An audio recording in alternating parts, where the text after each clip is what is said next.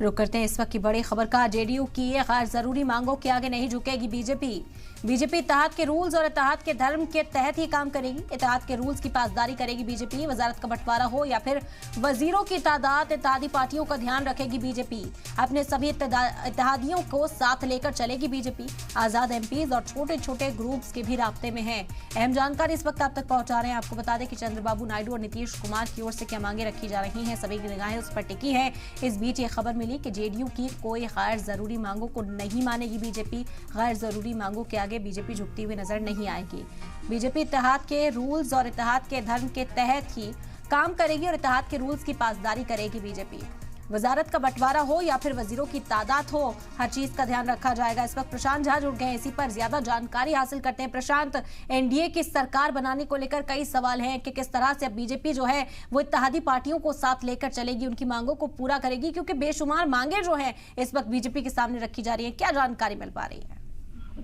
देखिए, सच्चाई भी यही है कि बीजेपी जब से तैयार हुई है कि अपने तमाम सहयोगियों के साथ लेकर के एनडीए के जो सहयोगी हैं उनको लेकर के सरकार बनाए, उससे पहले ही जो सहयोगी दल है उन्होंने अपनी मांगों को रखना शुरू कर दिया। अब जेडीयू की बात करें तो जेडीयू ने अग्निवीर से लेकर के बिहार में जो जिस तरह की जातीय गणना हुई थी उसको राष्ट्रीय स्तर पर जातीय गणना कराने को लेकर के, साथ में जो यूसीसी है इस मुद्दे को लेकर के बड़े सवाल रख दिए हैं कि इस पर जो है वो बीजेपी को ध्यान देना होगा और इसको फैसला करना होगा।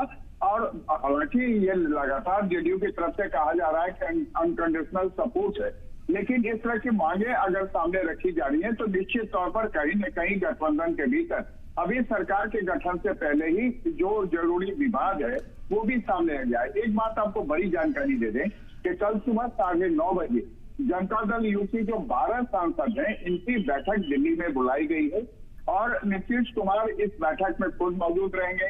उनके साथ पार्टी के जो कुछ बड़े लीडर हैं वो भी मौजूद रहेंगे और अपने सांसदों के साथ बैठकर जो उनकी मांगे हैं, जिस तरह से उन्होंने 3 जो मंत्री पद में डिपार्टमेंट मांगा है, जिसमें रेल है, एग्रीकल्चर है और फाइनेंस है, इन तमाम डिपार्टमेंट को लेकर के जो उनके देश के हित में जो बड़ी मांग उन्होंने अभी उठाई है, जिसमें यूसीसी है, जिसमें जातिगत सर्वेक्षण की बात की गई है, जिसमें उन्होंने अग्निवीर को फिर से पुनरीक्षित करने की बात कही है।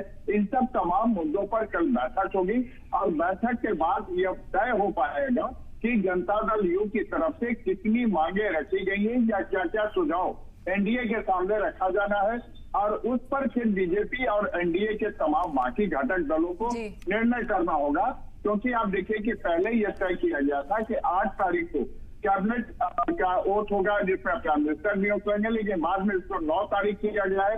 इसके पीछे की भी वजह यही बताई जा रही है कि पहले जो तमाम गठबंधन के दल हैं उनके साथ बैठकर विचार विमर्श हो जाए, साथ में जो छोटी पार्टियां हैं जो एक सांसद जीत के आए हैं उन पर भी बीजेपी की अब नजर है कि उनको भी अपने साथ लाएं, जिनकी संख्या लगभग 8 के करीब है और उनको भी बीजेपी अपने साथ लाना चाहती है ताकि एनडीए का जो कुनबा है वो थोड़ा बड़ा हो जाए, इजाफा हो और मजबूती मिले ताकि इस तरह की मांगों के सामने बीजेपी को झुकना ना पड़े।